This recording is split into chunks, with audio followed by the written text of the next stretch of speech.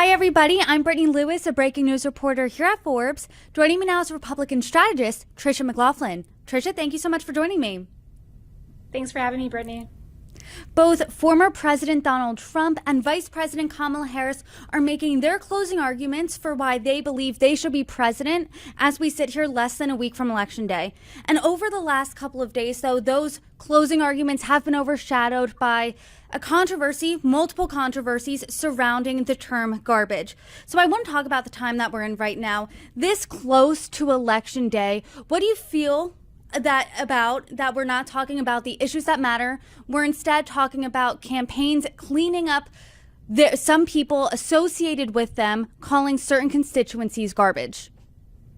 Yeah, I think we have to get to the issues. The number one issues for Americans right now are the economy, immigration. Of course, we're facing multiple wars in different theaters across the world. This is what Americans actually care about, not the name-calling game that we're seeing right now.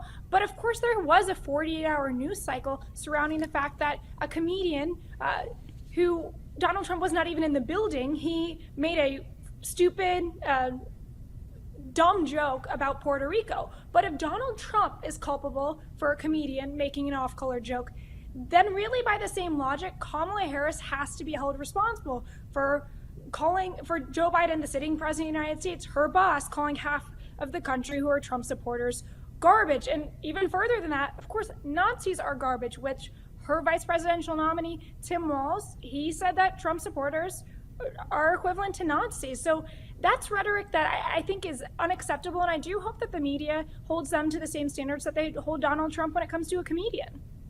So let's first talk about the comedian's comments on Sunday, because that's what really spurred this whole thing. He called Puerto Rico a floating island of garbage.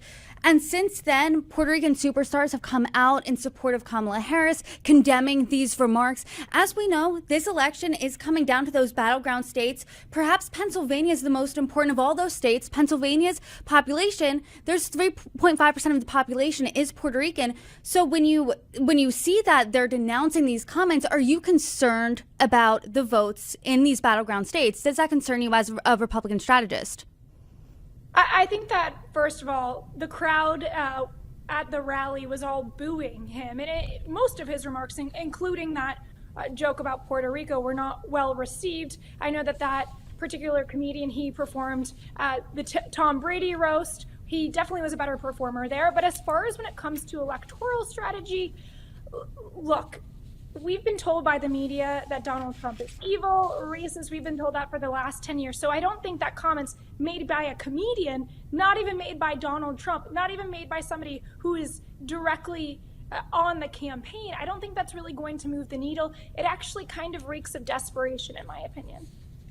Now let's move to President Biden. Harris was making what was her closing argument last night at the Ellipse. At the same time, Biden was making remarks, and I want to read what he said because there's a lot of critics are saying one thing, he's saying another.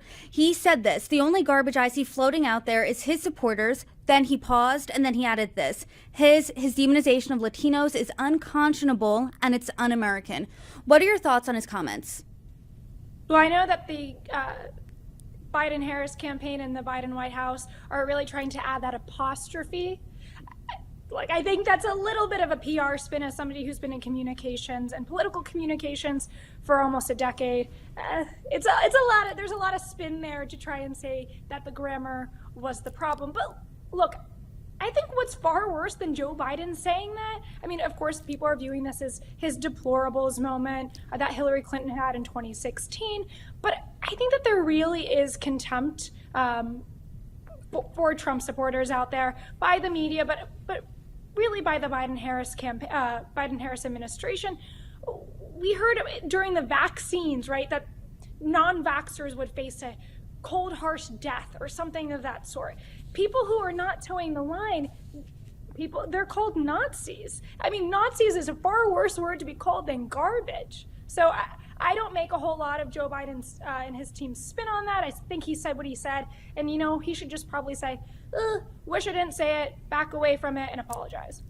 What do you think then the candidate should be saying about these comments? Because as you noted, this has been a 48-hour plus news cycle here. Trump said, hey, I don't know that comedian. I wasn't there. He didn't denounce those comments, though. Harris today said that, hey, Biden clarified his comments, although I don't think that we should be, pillorying someone based on who they voted for. What do you think is the appropriate response? Well, to be very clear, though, Trump's campaign did say this in no way reflects Donald Trump's views or the Trump campaign's views in any way. And Donald Trump went on to say, I love Puerto Rico. I love the Puerto Ricans. They actually had some sort of a Trump brigade or parade in Puerto Rico. So, sure, there's going to be people like Bad Bunny who come out. I don't think that they were for Donald Trump in the first place. I don't think that this is going to make an electoral difference, at least on that end. I think that people know the left is largely intolerant of Trump supporters, of Republicans. So I don't think that this was terribly surprising. It was just saying the quiet part out loud. Do you think, though, you mentioned the comment earlier of Hillary Clinton's basket of deplorables, that was really a flashpoint in her 2016 campaign. Yeah. Is this equivalent of that? Is this equivalent of Mitt Romney's 47% comment back in 2012? Does it pack that same punch? Because as we know, Biden's not running, and as we know, that comedian isn't Trump. Yeah, the comedian isn't Trump, so I think that really doesn't move the needle. Yeah, Biden isn't on the ticket. I think garbage is worse than deplorable, but you're right, he's not on the ticket. Does this really move the needle? I want to be honest with you. There is so much early voting happening now. I think it really is going to come down to the nuts and bolts of this campaign. I don't think that there's a lot of undecided voters left. And honestly, I don't think there was a whole lot of undecided voters in the first place. There was just kind of double haters, people who didn't like Donald Trump, people who didn't like Kamala Harris. And I don't think that if they show up to the polls, they probably won't be voting for either. They'll just vote down ticket. So you essentially think, hey, I don't like these comments on either side, but this isn't changing the election one way or another. This isn't that October surprise that people are kind of making it out to be. I don't think so, no.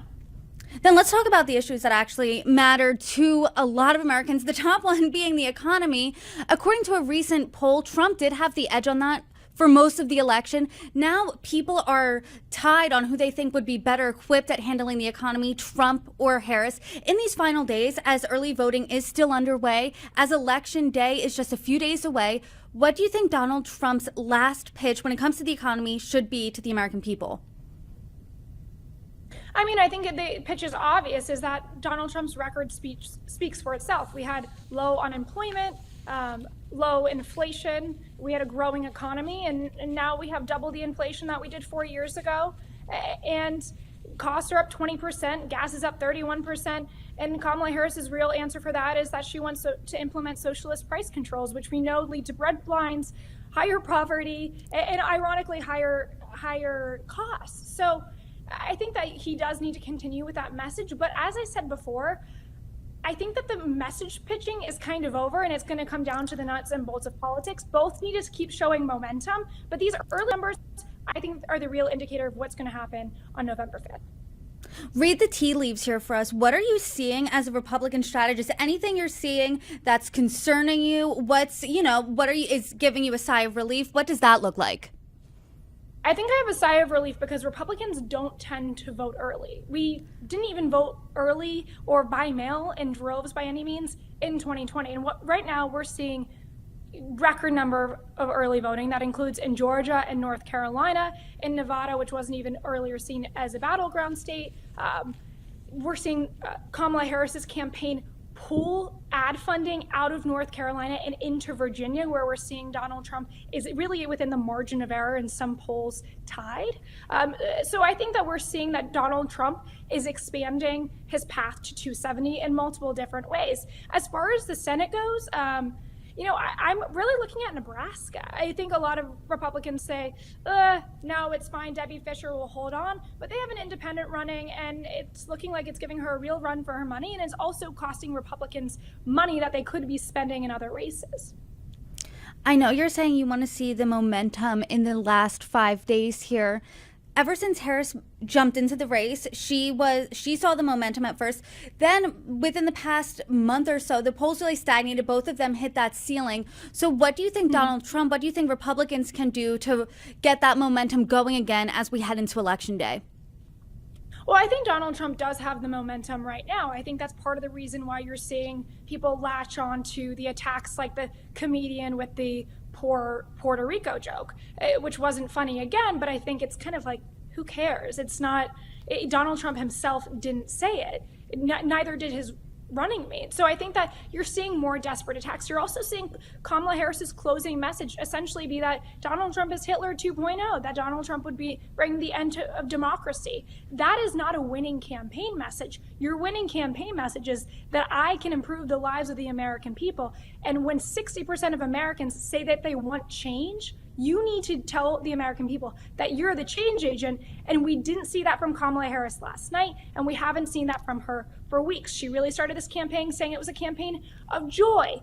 We have not seen that for weeks now. Polls are neck and neck, as we've all indicated. This is coming down to those battleground states. So on election night, where are you specifically keeping your eye out on? And do you think it's going to be that tight of a race as all polls are indicating, as everyone's saying? Or do you think it's going to be a more decisive victory one way or another?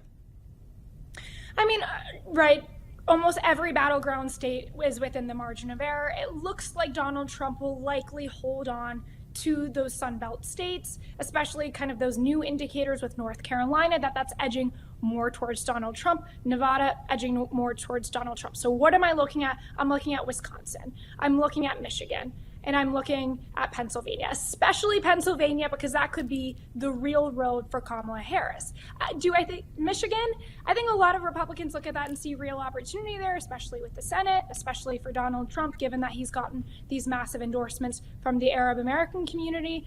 Those 100,000 voters who sat out in the primary and did not vote for Joe Biden. Of course, Joe Biden's not on the ticket, so is that still a factor? It's yet to be seen. I personally think Michigan might be fool's gold for Republicans, and that a Wisconsin or a Pennsylvania Rust Belt grab is more likely.